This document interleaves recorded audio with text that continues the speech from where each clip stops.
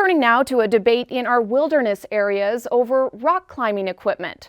For decades, climbers and wilderness advocates have disagreed over whether those permanent climbing holds follow the legal principles of leave no trace.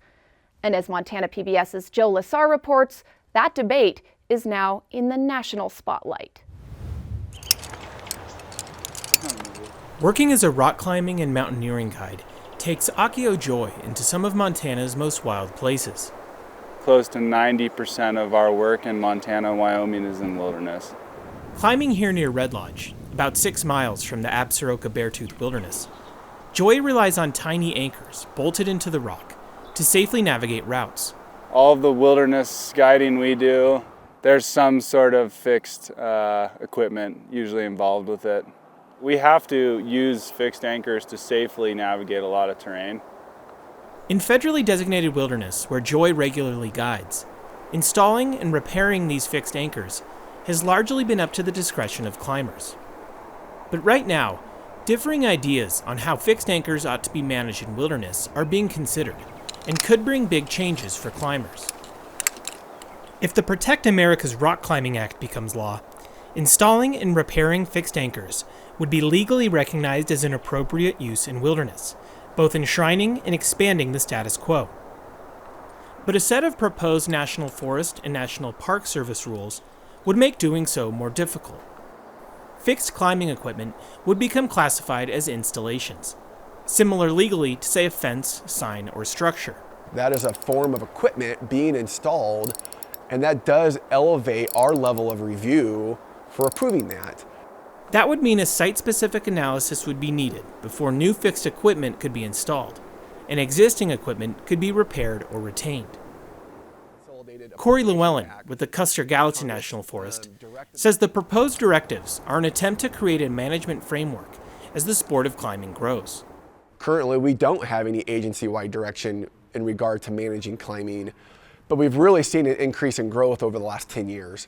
And so as we're seeing that demand and that growth, it's really time for us to kind of take a bigger look across the agency. Llewellyn says the rules are also an attempt at making sure that as wilderness climbing grows, fixed anchors, existing or new, keep within principles outlined in the 1964 Wilderness Act. There's no motorized use, there's no mechanized use, and we're really managing it to have natural process take place on the landscape and to allow for a really remote, primitive type of form of recreation. To wilderness advocates, like Friends of the Bitterroot president Jim Miller, leaving equipment behind contradicts wilderness principles. The writers of the act, designated and passed the Wilderness Act so that there would be areas that are untrammeled by man, that are areas where we can go and experience nature on its own terms without human intervention. Here in the Bitterroot's Mill Creek Canyon, growing popularity of sport climbing, a bolt-intensive discipline where climbers follow preset routes, prompted forest officials to place a ban on new bolts in 2015.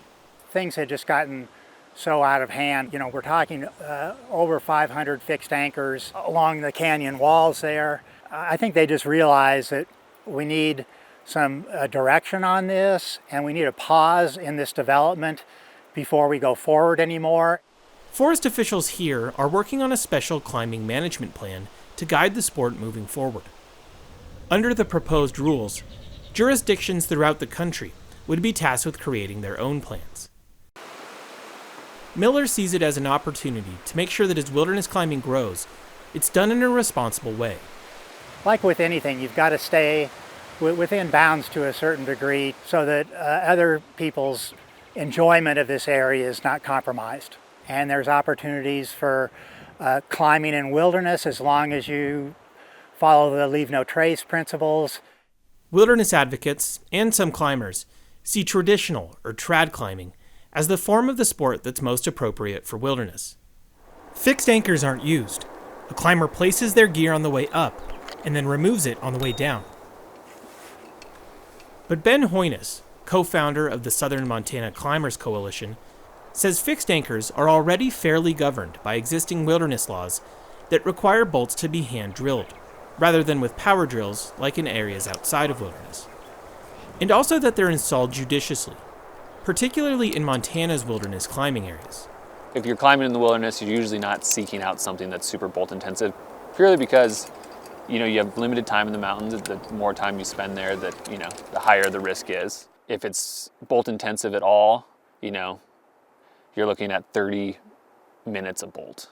And so the use of bolts is kind of your last resort in a lot of ways. Climbers say the Protect America's Rock Climbing Act would validate the system that is already working. If they're installed in a wilderness-friendly way, Hoynes questions how detrimental anchors are to overall wilderness character. A lot of times climbers get off route because they can't find the anchors because they're not visible enough. So yeah, I don't quite buy into the fact that it may be hindering people's wilderness experience. Climbers say by requiring approval to maintain bolts, or rope webbing that is often attached to them, the proposed rules would create confusion and safety risks. They'd be able to make repairs in emergency situations, but Joy says that's a gray area. You can make an argument that it's not life-threatening to replace the webbing, on whatever climb. But the reality is when you didn't put the webbing there, you don't know how old or safe it is. In designated wilderness, where for instance mountain bikes aren't allowed under the mechanized travel restriction, Miller argues by expanding climbers' ability to add hardware, the Protect America's Rock Climbing Act would favor a particular user group at the expense of everyone's wilderness. There are rules and regulation and environmental laws in our country. They're there to protect the forest, the canyons, the mountains, for everyone. So we just believe the rules apply to everyone. But Hoynes points to the contributions climbers have made to wilderness exploration and wonders what would happen if it's limited. If we start to limit the ways people can get into the mountains, I think my worry is that not only do those people not to get to the mountains, but who then cares about the mountains, especially with generations moving forward. As the sport's wild roots further overlap with its growing popularity, will land managers have more of a say? We want to affirm that rock climbing is an appropriate use of National Forest System lands. We just need to manage it to minimize impacts and user conflict. Or will Congress set the standard? For Impact, I'm Joe Lasar. Public comment on the proposed directives ended in January. Forest Service officials say there's no timeline for that decision. Meanwhile, the Protect America's Rock Climbing Act, which is part of a larger bill called the Explore Act, received bipartisan support in its passage from the U.S. House. It now awaits review from the Senate.